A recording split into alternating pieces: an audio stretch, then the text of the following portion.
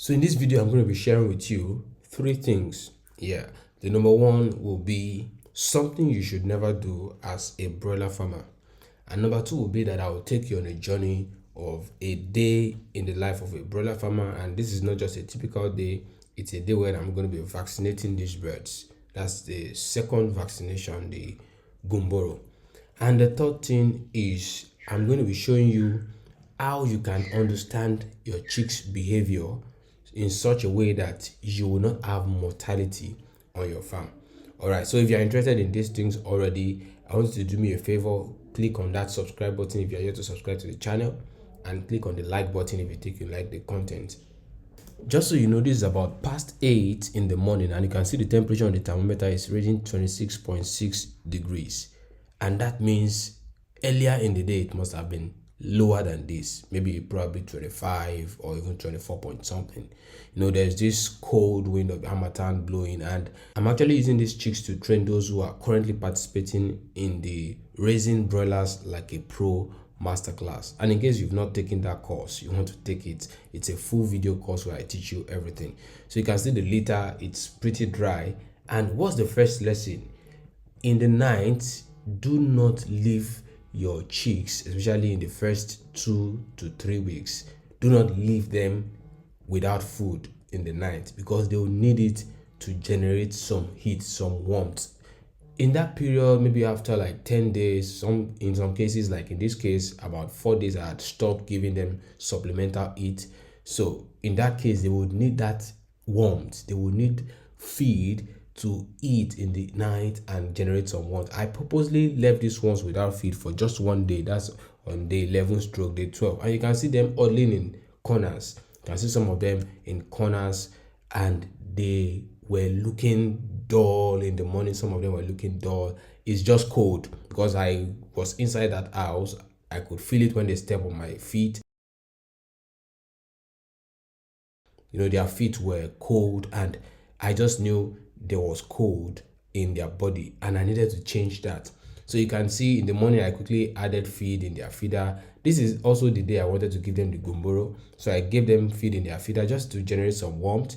And after a while, I even had to put on the gas brooder because, of course, by myself I had made them cold. You can see in some corners they were cold, so I knew I needed to change it. At this point, I was removing the drinkers because I needed to give them vaccine.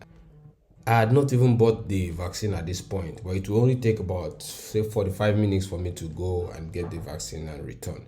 Okay, so I was removing the drinkers to make sure that they don't drink water again from this point. You know, when you want to vaccinate, you want to starve them of water for a period of about 1 hour to 2 hours. You can see I'm also closing the main supply to the automatic drinkers. That's me closing it. So in preparation for that vaccination, I needed to make sure that they are okay.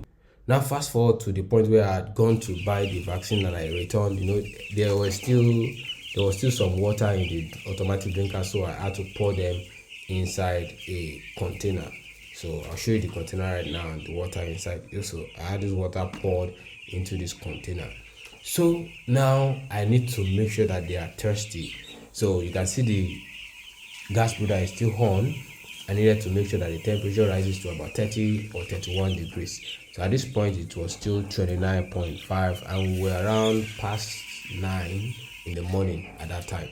Okay, so that's me trying to warm up the house a little. I had to get out of the chicken house, go to the back to drop down the curtain. From that side of the house is usually cold wind coming in, so I had to go drop the curtain from there. Don't mind the helmet I was putting on. I myself, I was enjoying the warmth from the helmet, so I needed to keep it on. That's my bike helmet. All right, so we would just wait a little to warm up the house while I prepare the vaccine for the precious chicks.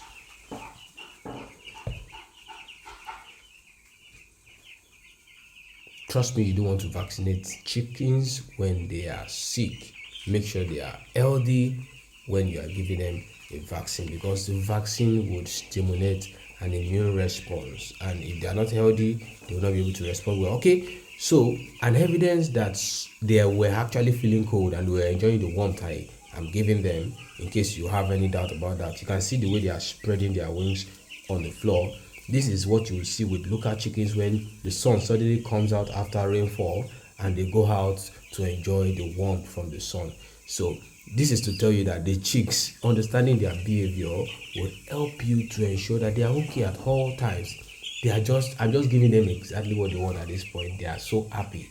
Even the litter is so dry, everywhere is just good. I kind of like the weather at this point, the hot temperature in the afternoon coupled with the harmattan, the litter, I've never had to change it. It's just super dry, like I showed you earlier. So everything is just good, and more importantly, the chicks behavior, if you understand it, then you will know just what to give them. You can see I'm just right. They needed warmth and I gave it to them, and nothing like huddling together at the corner again. So that is, you can see them, they are still enjoying the warmth, and some of them, they were still enjoying the feed, jumping up and down. And at this point I had started putting the vaccine in the automatic drinkers. So I just used the 3-liter drinker to put it in the bell part of the automatic drinkers. Since it's just about 3 liters of water that I used to constitute the vaccine, I couldn't run that through the main supply.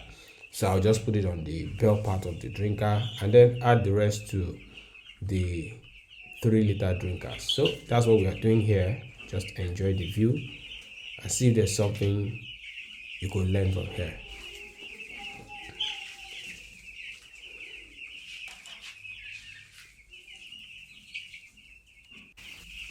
So when you're placing the 3-liter drinker on the floor, you want to make sure that the floor is stable so that they don't pour the vaccine away. So this is me trying to make sure that the 3-liter drinker is sitting on a stable platform. All right.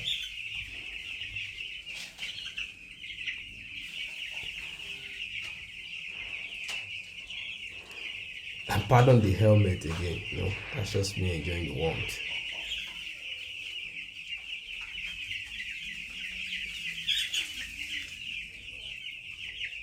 So this is time to place the 3-liter drinkers and allow them to start drinking from the ritual.